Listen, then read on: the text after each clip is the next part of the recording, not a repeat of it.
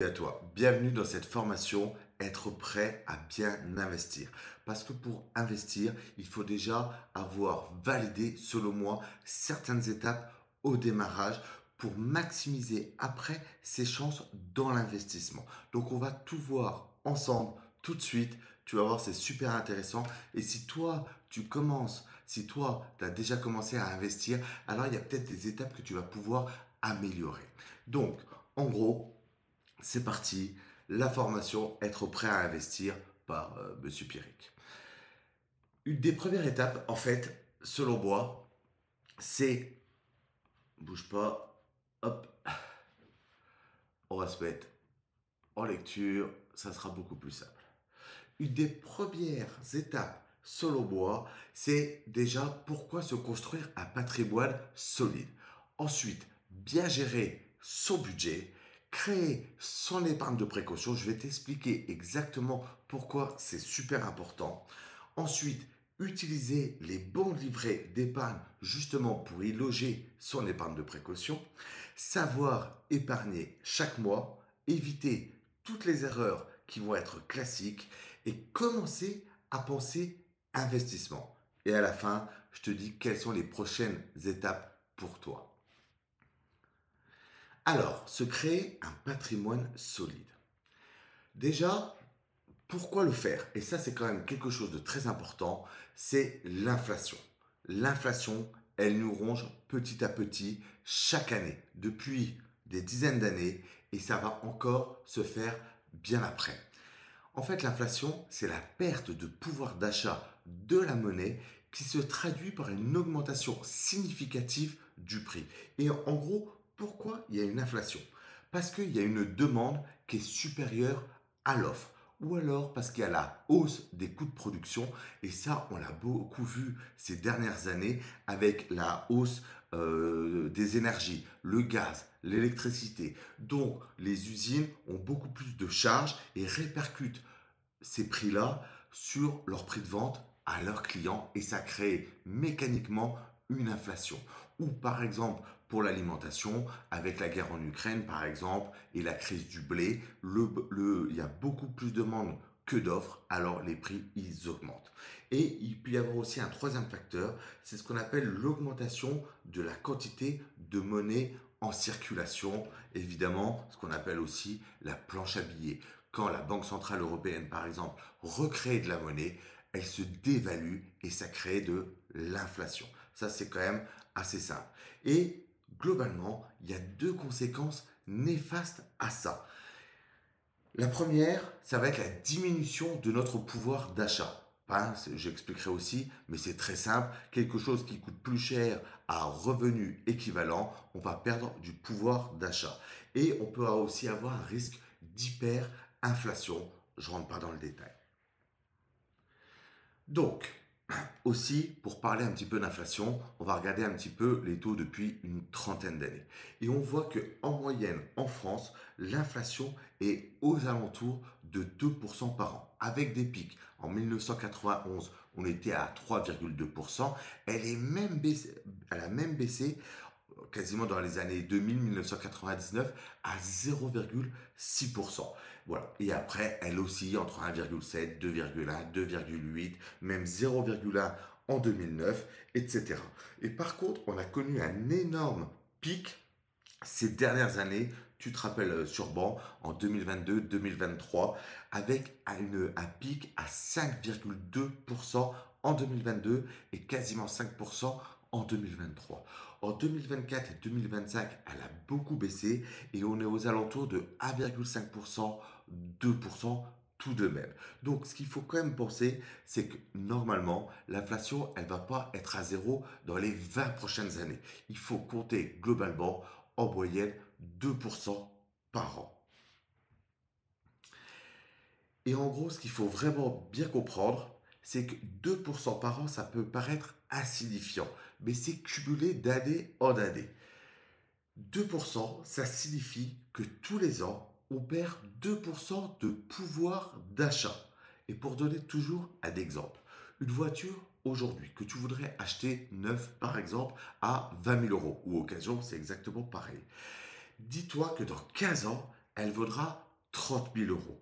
Donc aujourd'hui, tu as peut-être besoin de 20 000 euros sur tes comptes pour acheter une voiture. Et bien dans 15 ans, il te faudra 30 000 euros.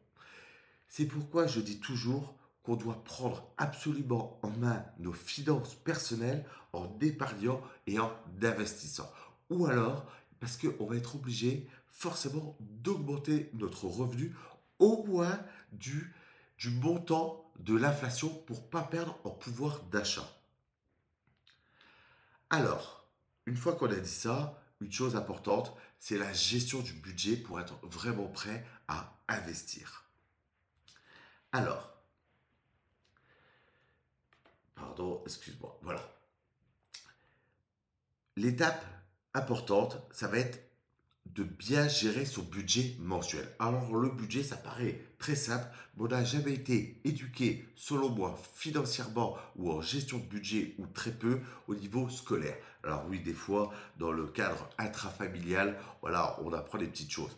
Mais ce qui est très important de bien comprendre, c'est qu'on a des revenus et des dépenses. Et les revenus, moins toutes les dépenses, à la fin du mois, c'est ce qu'on appelle la capacité d'épargne. C'est ce qu'il nous reste en gros sur nos comptes courants ou nos autres comptes. Et qu'est-ce qu'on va pouvoir en faire? C'est soit l'épargner, soit l'investir, si on ne l'a pas dépensé.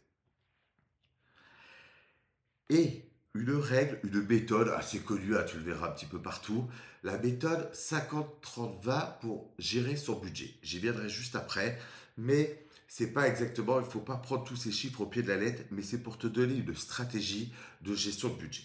Et en général, on dit que il faudrait dépenser ses revenus, donc 50%, dans ses besoins essentiels, dans ses besoins primaires. Alors, il en existe plein.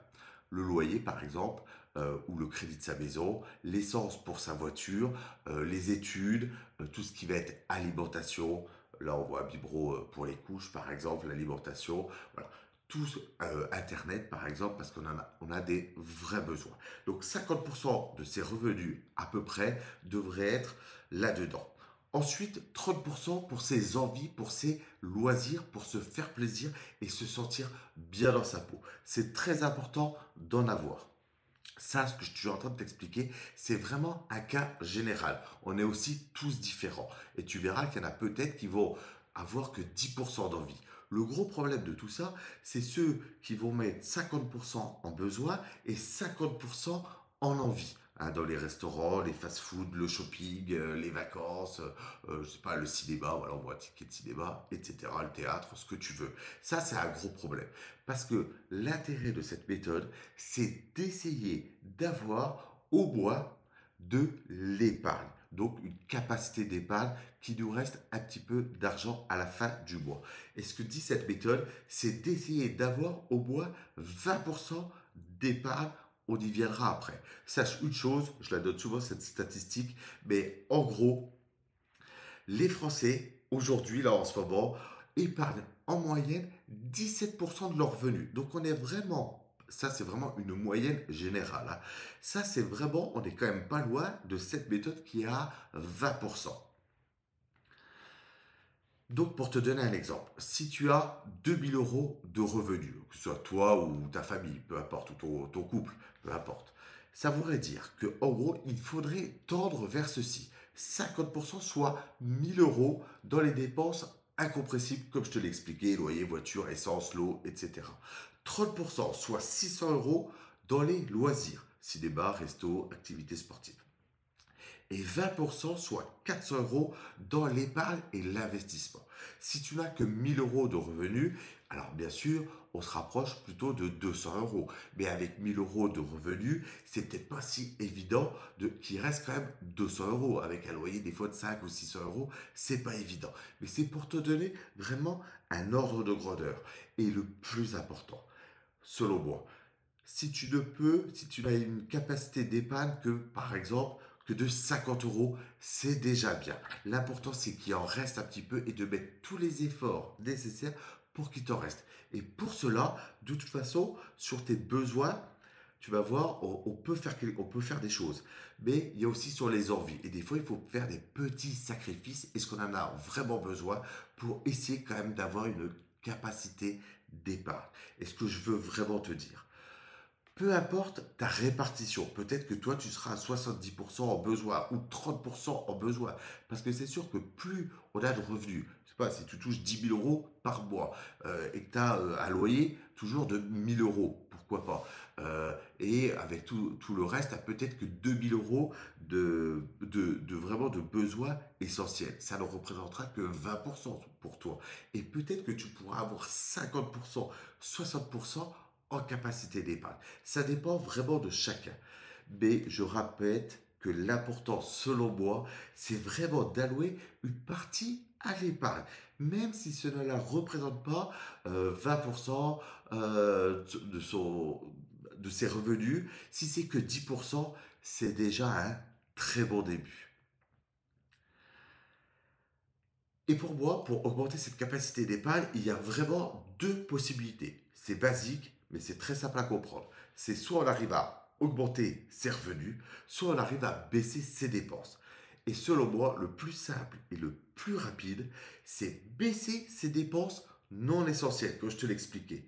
Revoir par exemple les contrats d'assurance auto, d'habitation, d'assurance emprunteur, tes forfaits d'internet, tes forfaits de téléphonie, voilà, tout ce que tu pourrais regarder, ton forfait de téléphone par exemple, est-ce que on peut pas trouver un petit peu moins cher chez la concurrence? Tu regardes les comparateurs, etc. Et une fois que tu as mis ça en place, et ben pendant plusieurs années, tu peux drastiquement baisser tes charges, entre guillemets. Comme je l'ai dit, je te remets un peu tout ça, là, voilà, le forfait internet, forfait de téléphonie, tes abonnements. Et je voulais juste te parler rapidement de mon cas personnel, ce que moi j'ai fait. Alors, j'ai tout revu, tous mes forfaits, etc. J'en avais même dit dans une vidéo.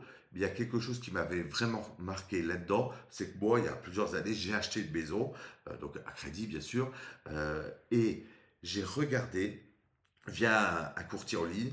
euh, Mon assurance de prêt. Je ne parle pas du prêt à des montants, des intérêts de mon prêt, mais l'assurance qui est associée avec. Et je me suis rendu compte qu'en changeant de prêt, alors l'assurance était associée à la banque dans laquelle j'avais fait mon prêt, bien sûr, hein. Et là, ils m'ont un petit peu plombé, hein, excuse-moi du terme. J'ai pu revoir mon assurance. Alors, ça a pris un mois, entre guillemets, temps de faire les papiers. J'ai gagné, écoute bien, je te le promets, 120 € par mois. Je payais en réalité 200 € d'assurance de prêt sur un prêt quasiment 1 000 €, un peu plus que ça. D'accord, que tu le saches, je payais 200 €. Je me faisais un petit peu voler. Maintenant, je paye 80, 85 € par mois d'assurance de prêt. Pendant encore, un peu moins maintenant, une vingtaine d'années. Je crois que j'avais fait le calcul. Je venais d'économiser en 2 ou 3 heures de temps, un mois de paperasse, 3, 4 signatures sur 20 ans, quasiment 40 000 €. Ça, c'est pour ça, m'a vraiment marqué. Et je te compte même pas entre les forfaits de téléphone. Je sais plus, j'étais chez Bouygues, je payais 90 € par mois. Je suis passé chez Free je suis plus à 9,99 €, etc. Bon, voilà, avec ma femme, ou 39,99, je sais plus exactement. Mais voilà, c'est pour t'expliquer tout ça. Et pourquoi aussi j'explique tout ça? Parce que ce qui va venir par la suite dans l'investissement, plus tu auras de capacité d'épargne et d'investissement, plus tu pourras avoir de résultats. Donc il faut absolument commencer par là. Et une fois que c'est fait, tu as fait un gros travail. Pour gérer aussi son budget, il y a plusieurs options. Tu as aussi des méthodes. Alors, soit tu as les tableurs Excel de gestion de budget que tu vois un petit peu partout. Moi, perso, j'utilise pas ça, mais pourquoi pas? Je sais qu'il y en a, ils sont encore au papier, à chaque ticket de caisse et à tous noter. Pourquoi pas? Chacun fait ce qu'il veut. Moi, je suis un peu plus nouvelle génération, si je peux dire ça comme ça. Mais je voulais te présenter juste très rapidement trois. Il existe en fait des logiciels assez simples et intuitifs pour gérer ton budget. Je t'en donne trois. Tu as Banking et Linkso que je ne connais pas personnellement, que je n'utilise pas, mais à toi de voir. Je sais qu'ils sont assez connus et réputés et tu vas pouvoir voir un petit peu où tu en es. C'est ça le plus important. Et tu as aussi en troisième option, là le tableau noir, c'est Finari. Tu connais sûrement, si tu regardes aussi des vidéos YouTube, il y a Mounir, etc. Bonjour Mounir, plutôt un bon travail je trouve. Moi, Je suis chez Filari aussi, je l'explique. Alors la gestion de budget, c'est quand même pas trop mal parce que ça permet vraiment de voir voilà, où tu en es, ce que tu reçois, etc. Donc pourquoi pas. Franchement, c'est pas parfait, c'est pas abouti. Il y a des choses qui s'intègrent très mal, etc. Mais c'est un bon début pour suivre ça. C'est pas mal. Alors je crois que tu as une version gratuite, moi j'ai la version payante. Je me rappelle plus exactement si tu y as. Et je crois que c'est qu'avec la version payante d'ailleurs en gestion de budget. Bon, tu regarderas. Moi j'ai la version payante. Pourquoi pas, ça peut t'aider d'avoir quelque chose comme ça, un de ces trois-là. Si pour toi c'est difficile si tu n'arrives pas à suivre ton budget, qu'en gros à la fin du mois tu te dis à chaque fois que tu as une banque ça, je suis à découvert, ceci, cela, ça peut vraiment t'aider. L'étape numéro 2. Très important, écoute bien, c'est se créer une épargne de précaution. Tu en entends souvent parler, et là on va rentrer un petit peu dans le détail, mais c'est super important de bien comprendre ça. Alors à quoi ça sert? Très simple, c'est une réserve d'argent que l'on se constitue pour faire face à des dépenses imprévues. Ça permet d'éviter de mettre à découvert son compte courant, et du coup forcément quand on a des découvertes non autorisées ou qu'on les dépasse, en plus on a des frais bancaires, voire même de piocher dans ses épargnes de projet ou d'investissement s'il nous manque de l'argent. C'est ce qu'on appelle, je le dis toujours, son matelas de sécurité. Il faut toujours commencer par là. Si tu vois, je ne sais pas qui te dit investis en bourse, investis ceci, mets tout ton argent, commence par là, c'est le plus important, t'es jeune, ne fais jamais ça. Je te le promets, commence toujours par ton matelas de sécurité pour déjà éviter tous ces frais et tout, et pour te sentir bien psychologiquement.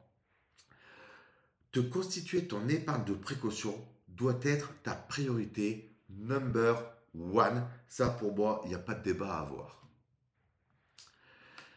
Alors, combien il te faut? Alors, tu vas tout entendre. Moi, je fais assez large, assez simple. Entre 3 mois et 12 mois de revenus en fonction de ton profil. Parce qu'on n'est pas tous pareils. Globalement, pour faire simple, une généralité. Entre 3 mois et 6 mois, c'est si tu as une situation plutôt, on va dire, stable. Tu as un CDI ou tu es fonctionnaire, par exemple. Tu n'as peut-être pas de crédit en cours, pas d'enfant. Ça ne veut pas dire que si tu as un crédit et que tu as une situation stable, tu n'es pas obligé d'avoir 6 mois. Mais c'est pour te donner un ordre de grandeur. Et plutôt entre 6 mois et 12 mois, si tu as une situation moins stable, un peu plus précaire. Je sais pas, tu peux être freelance en début de carrière, junior, en CDD, en intérim, tu peux être étudiant, tu peux avoir un crédit voiture, un crédit maison, des enfants, etc. Moi, j'ai des enfants, personnellement, voilà, j'ai une situation plutôt stable. Voilà, personnellement, moi, j'ai 6 mois de salaire en épargne de précaution. Mais vraiment, ça va dépendre de chacun et surtout de ta perception à l'argent. Donc, voilà, il n'y a pas de bonne ou de mauvaise chose. Si quelqu'un se sent mieux avec 12 mois de salaire, ok. Par contre, si tu te dis, moi, je me sens mieux avec 10 ans ou 5 ans de salaire, on n'est pas dans le concept que je vais t'expliquer après, en termes de rendement et de performance, on n'est pas dans ce concept-là. Donc, entre 3 et 12 mois, ça me paraît un bon conseil général. Voilà. Maintenant qu'on a vu ça, c'est où est-ce qu'on va mettre son épargne de précaution. Et globalement, c'est assez simple, c'est accessible à tout le monde. En gros, c'est sur les livrets bancaires que tu vas avoir accès en gros dans n'importe quelle banque pour faire très simple. Et il existe plusieurs livrets, je vais t'en détailler un petit peu euh, les différences de chacun, mais ils ont tous des points communs. Tout de suite, déjà, c'est une ouverture facile à partir de 10 euros. Donc, tout le monde peut ouvrir un livret bancaire. La disponibilité de ton argent, de tes fonds, est immédiate en un clic sur ton application, sur ton ordinateur ou sur ton application de smartphone. Tu peux faire un virement en instantané de ton livret vers ton compte courant si tu as un pépin, un imprévu justement, que je sais pas, la voiture elle est tombée en panne, tu vas chez le garagiste, on t'a annoncé 1000 euros, à chaque fois c'est 1000 euros de toute façon chez les garages maintenant, entre guillemets, c'est peut-être justifié, j'en sais rien, je suis pas spécialiste, et ben tout de suite, tu peux faire un virement d'un de tes livrets vers ton compte courant et dépenser pour la chose imprévue. Sur tes livrets, le capital, il est garanti. C'est pour ça qu'on appelle ça aussi une épargne de précaution, parce que cet argent-là, tu ne pourras pas le perdre.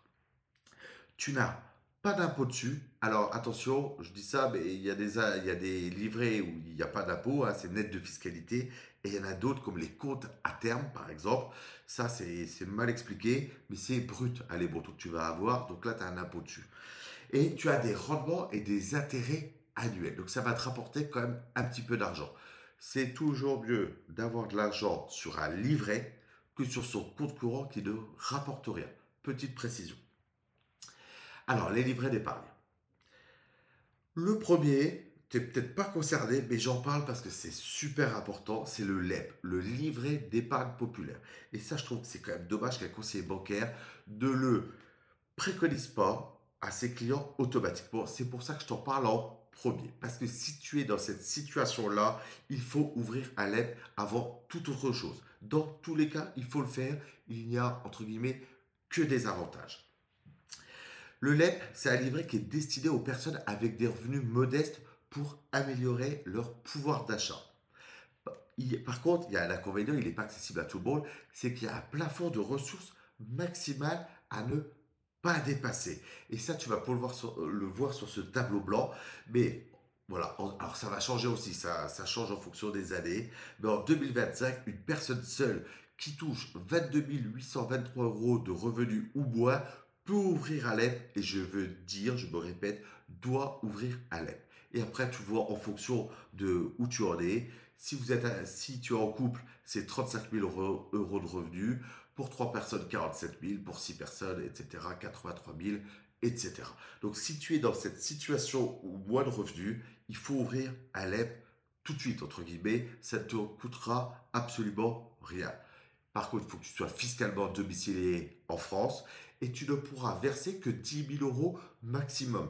Mais en général, entre 3 et 6 mois de salaire, en général, tout dépend parce que des revenus, j'allais dire, mais de toute façon, si tu as des très gros revenus, tu n'iras pas accès, et ben, tu pourrais très bien avoir toute ton épargne de précaution sur ton LEP.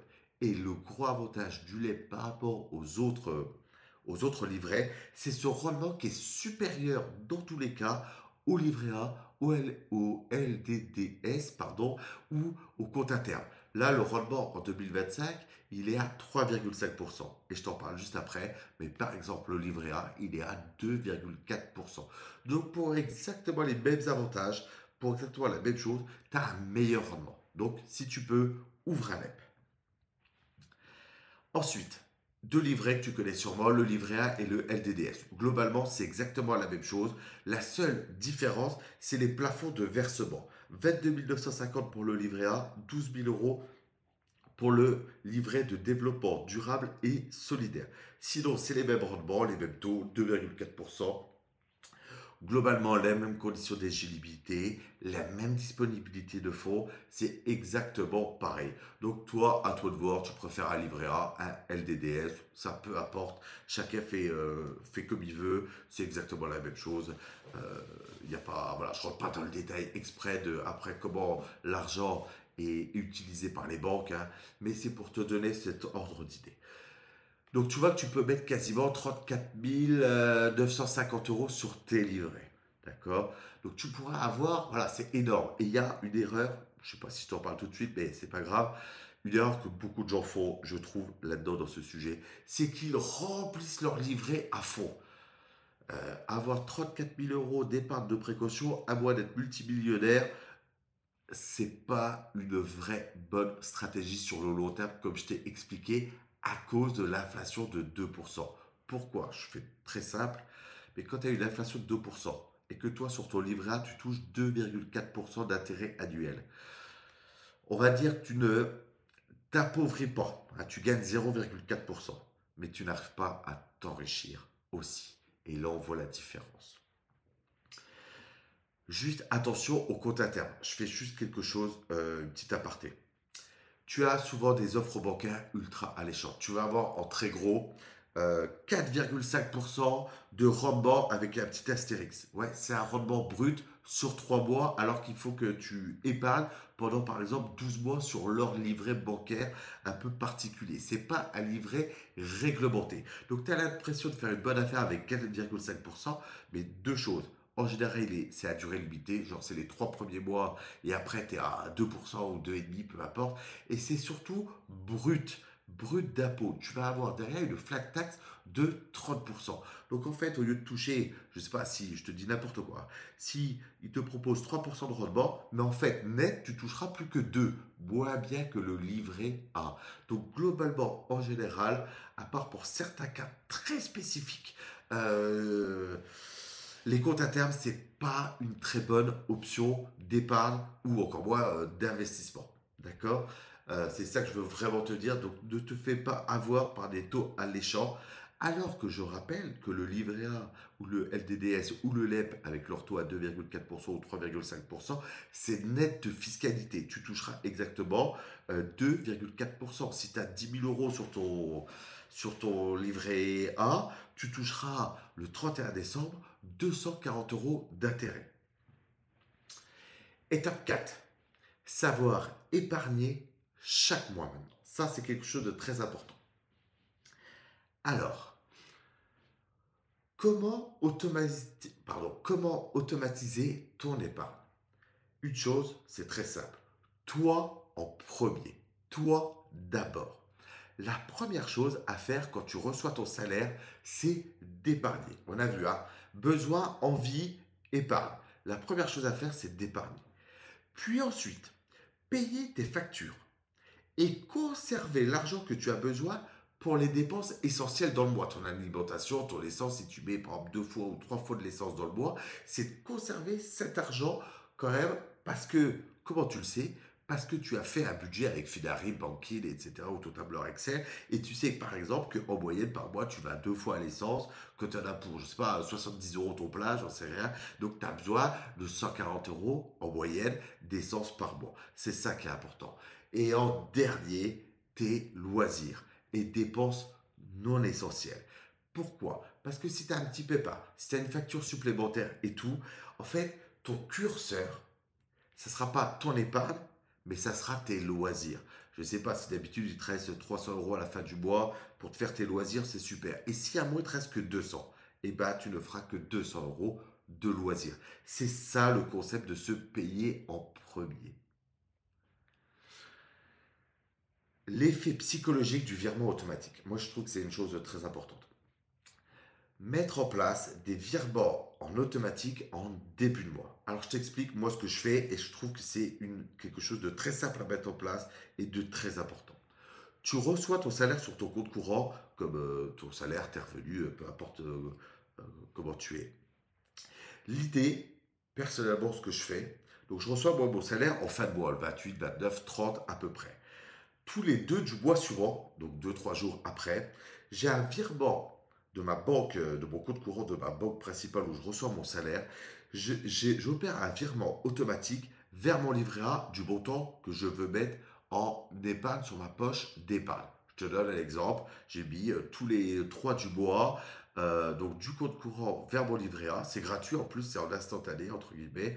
200 euros, par exemple, 100 euros, 50 euros, hein, vers mon livret A pour mon épargne de précaution. Ça, c'est quand tu commences. Une fois qu'elle est constituée, ton épargne de précaution, ok, tu supprimes ton versement, par exemple, ou tu ne le fais pas, et tu vas partir plutôt sur tes comptes d'investissement. Par exemple, ce que je fais aussi, chaque mois, le 2 du mois, eh ben, mon salaire qui est sur mon compte courant, il y a une certaine somme qui part automatiquement vers un autre compte courant de ma banque en ligne où j'ai mon PEA. Moi, c'est chez, tu le sais, c'est chez Fortunéo par exemple. C'est pas, je reçois pas mes salaires chez Fortunéo. Bon, je sais pas, j'ai jamais changé, mais pourquoi pas. Mais voilà, c'est pour te donner un ordre d'idée. J'ai aussi une certaine somme qui va en automatique sur mon compte titre Trade République. Et après, même de mon compte titre Trade République, j'ai même des versements programmé. Ce que je veux te dire, c'est que j'ai même pu à m'en occuper de tous les débuts de mois. Alors, tu peux le faire aussi en manuel si tu veux, il n'y a aucun souci. Mais moi, je m'en occupe même plus. Mon salaire, il arrive. 2 jours après, tout ce que je veux épargner et investir, ça part en automatique. Et après, je sais exactement combien il me reste pour mes besoins essentiels et mes loisirs. Tu peux faire pareil. Je fais pareil aussi sur mes assurances vie. J'ai des virements automatiques qui partent. Donc c'est sûr que le 3 du mois, il manque 20%, 30%, tout dépend de sa capacité d'épargne, sur mon salaire. Mais au moins, je me suis dit, je me suis payé en premier, j'ai épargné et investi tout de suite, quoi qu'il se passe.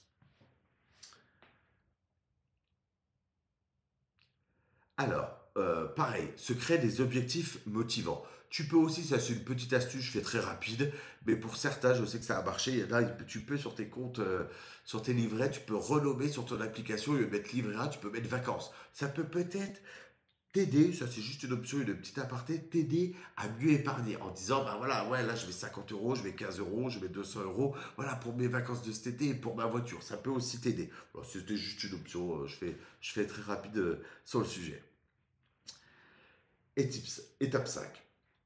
On fait tous des erreurs, je les ai fait aussi. Le but, c'est de les éviter.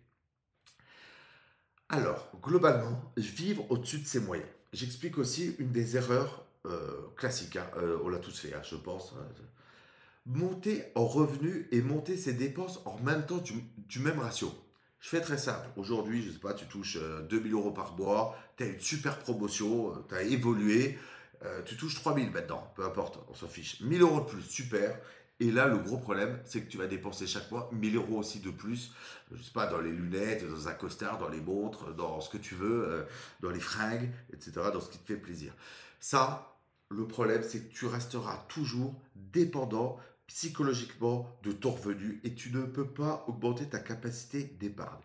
Alors, je ne dis pas qu'il faut pas se faire plaisir plus, mais en gros, l'idée, c'est que le ratio ne soit pas égal entre ton augmentation de revenus, ça ne doit pas être égal à ton augmentation de dépenses. Et ce que tu pourrais faire, c'est une idée, c'est un exemple. Imagine tu augmentes de 20% de revenus supplémentaires, alors augmente tes dépenses que de 10% seulement. Comme ça, tu auras 10% en plus en épargne, par exemple, et tu pourras augmenter ta capacité d'épargne et investir plus. Aussi, une autre chose, une erreur classique, je le dis toujours, hein, ça peut aussi correspondre à vivre au-dessus de ses moyens, c'est les crédits revolving. Hein, tu fais un crédit à, je sais pas si je peux donner les Sofinco, Cofidis, il y en a peut-être d'autres, je les connais pas. Hein. Je n'en fais pas personnellement. À 17% de taux d'intérêt à rembourser. Des fois, on n'a pas le choix, je peux comprendre. Mais ce que je veux toujours expliquer, si on a vraiment besoin de s'acheter, est-ce qu'on a vraiment besoin de s'acheter une télé de 2 mètres de large, alors qu'on en a déjà une de 1 mètre, et de faire un crédit, parce qu'elle coûte 1000 euros, 1500 euros, je sais pas combien ça coûte une télé comme ça, 2000 euros peut-être. Est-ce qu'on en a vraiment besoin? Et de faire un crédit à 17% de taux, hein, c'est assez simple, hein, si c'est que sur un an par exemple. Hein. Tu empruntes 1000 euros, tu vas devoir rembourser 1170 euros. Mais n'empêche que tu viens de perdre encore ou ton article t'a coûté 170 euros plus cher. Donc pour moi, il faut vraiment être vigilant avec les crédits. Après, pour s'acheter une voiture, pour s'acheter une maison, il n'y a pas le choix. Mais des fois, peut-être se dire, bon, bah, j'achète pas la télé, j'en ai vraiment pas besoin, ou si vraiment toi, tu as un besoin particulier, alors épargne-le avant, achète-le comptant, entre guillemets, à moins que tu trouves des 3 ou 4 fois sans frais, par exemple, bon, voilà. Mais ce genre de crédit revolving, sois bien vigilant aux conditions. Parce que en général, ça te revient très cher à la fin. Donc ça, c'était une erreur.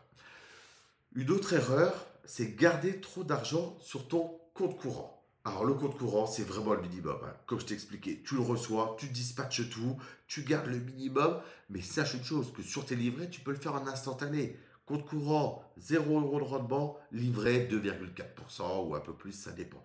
D'accord? Ton compte courant ne rapporte absolument rien. Il rapporte à la banque, mais pas à toi. Là, c'est comme si tu mettais des billets sous ton matelas, ça ne te rapporte rien et avec l'inflation, ça se dévalue. Étape 6. Commencer à penser investissement. Alors, pourquoi épargner ne suffit pas? Je vais t'expliquer aussi, je t'ai déjà peut-être dit un petit peu. Garder trop d'argent sur tes livrets ne te rendra jamais riche. Mais comme je te l'ai expliqué, au mieux, te maintiendra. Moi, j'ai déjà vu des taux de livret il y a quelques années, je tiens juste à réexpliquer, là on est à 2,4%, c'est pas mal, mais j'ai déjà connu à 0,5% le livret. Donc là, même les gens qui avaient tout sur leur livret avec une inflation à 1% ou 1,5%, ils perdaient de l'argent chaque année. Ils perdaient de l'argent. Ils perdaient du pouvoir d'achat. Je tiens juste à te montrer ce graphique très simple, globalement. Hein.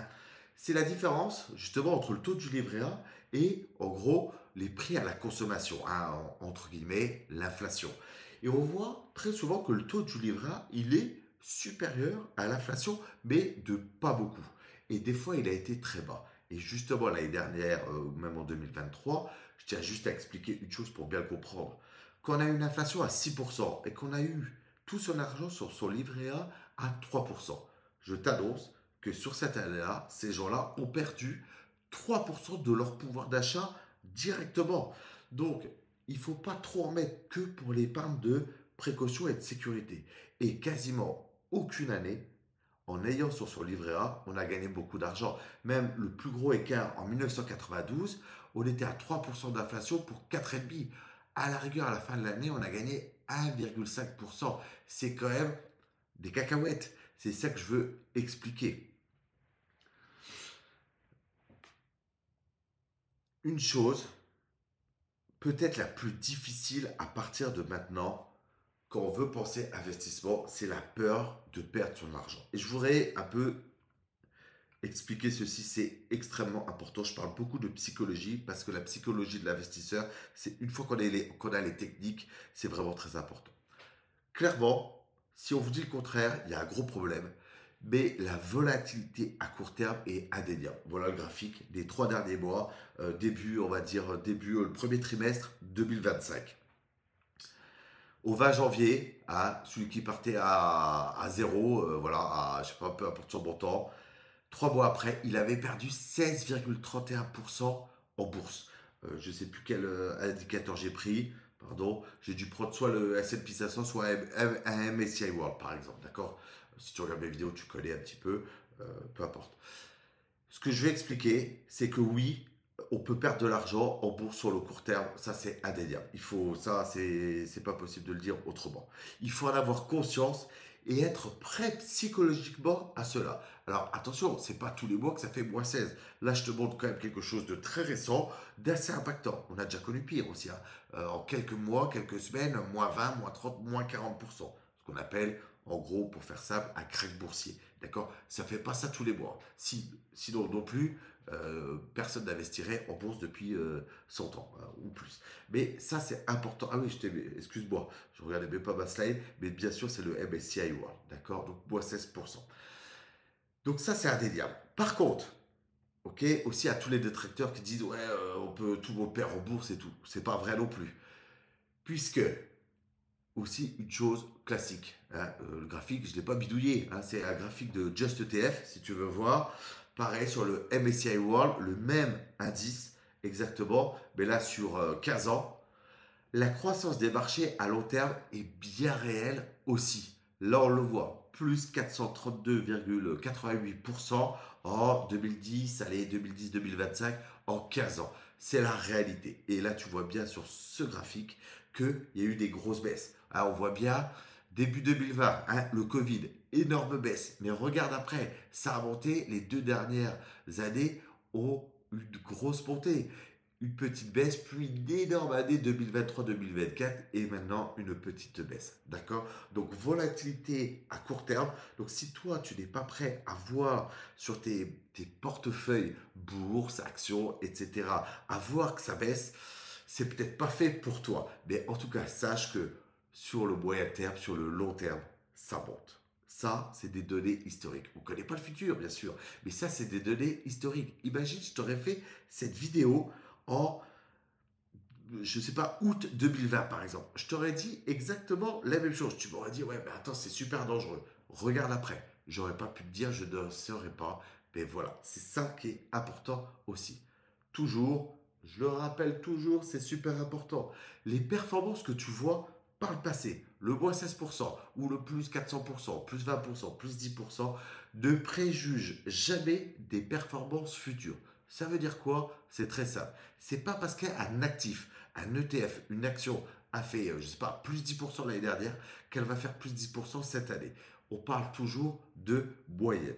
Et une dernière chose, n'investissez toujours que l'argent que vous êtes prêt à perdre. Ça, c'est super important pour être serein, tranquillement, voilà, dans votre tête et bien dormir la nuit. L'introduction aux enveloppes fiscales. il existe plein d'enveloppes fiscales. Le PEA, l'assurance vie, le PER, le CTO, il y en a d'autres, il y a le PE aussi, le plan d'épargne entreprise. Voilà, quand on commence à penser à investissement, il faut commencer aussi à réfléchir sur quelle enveloppe on va investir. C'est super important et elles sont toutes, il n'y en a pas une en gros meilleure que les autres, mais elles sont, oui, si plutôt, mais ça dépend de quel actif, de ta situation, etc. Donc il y a une multitude de palettes. Celui qui dit, je sais pas, le PER, c'est nul, c'est faux. Ça peut être très bien pour certaines personnes, voire ça peut être une des meilleures enveloppes pour certaines personnes dans certaines conditions et pour un certain montant. Pareil, ouais, l'assurance vie, c'est nul. Mais moi, à 60 ans ou même avant, moi j'en ai deux, des assurances, trois même, des assurances vie, ça peut être très bien, mais peut-être que ça ne peut pas convenir à quelqu'un de 20 ans qui a un profil, et ça peut être la meilleure enveloppe pour autre chose. D'accord. Donc ça, c'est très important de bien les comprendre. Ce que je voulais dire aussi, euh, deuxième option, à partir de quand commencer à investir? Eh bien, une fois que tu as fait toutes ces étapes, je reviendrai juste après, euh, je pense que tu es prêt à commencer à investir et tu auras les meilleurs outils, les meilleures méthodes au démarrage pour investir. Mais commence toujours par ce que je t'ai expliqué, gestion de budget, capacité d'épargne, etc. Les prochaines étapes pour toi, à mon avis, bah, déjà, j'ai envie de te dire, poursuis avec moi sur le long terme. Tu as mes vidéos YouTube, tu as ma newsletter, tu as mon canal Telegram, tu as mes formations coaching, tu as tous mes courtiers. C'est l'objectif, c'est de continuer vers ça. Tu es sur déjà, je pense, avec ce que je viens de t'expliquer, sur un bon chemin qui est raisonnable, optimisé, et tu vas pouvoir faire exactement la même chose, selon moi, dans l'investissement, comme moi je le fais. Je te rappelle juste des choses essentielles. Bien gérer son budget, c'est une étape essentielle. Tu te crées ton épargne de précaution que tu mets sur les bons livrets d'épargne. Chaque mois, tu mets en place ta stratégie pour épargner, voire augmenter ta capacité d'épargne. Tu évites toutes les erreurs et tu commences à penser investissement. Je te dis à tout de suite sur ma chaîne YouTube. Tu as toutes mes infos, etc. Si tu veux avoir plus d'infos, tu regardes aussi sur toutes mes vidéos, dans les descriptions, dans les commentaires, tu as tous mes liens. Mais tu as ma newsletter, tu as mon canal Telegram si tu veux aussi un petit peu échanger avec moi. Ma newsletter, c'est pour avoir des actualités et vraiment avoir des choses ultra essentielles à l'écrit. Et ça, c'est très important. Voilà, tu as tous les liens en description. Je te dis à très vite. Bon investissement à toi, fais pas de bêtises et je serai encore là pour t'accompagner vers tout ça, vers la réussite, vers de meilleures performances en bourse, en SCPI, en action, en assurance vie, partout. Voilà, c'était Pierrick. Merci à toi. Salut.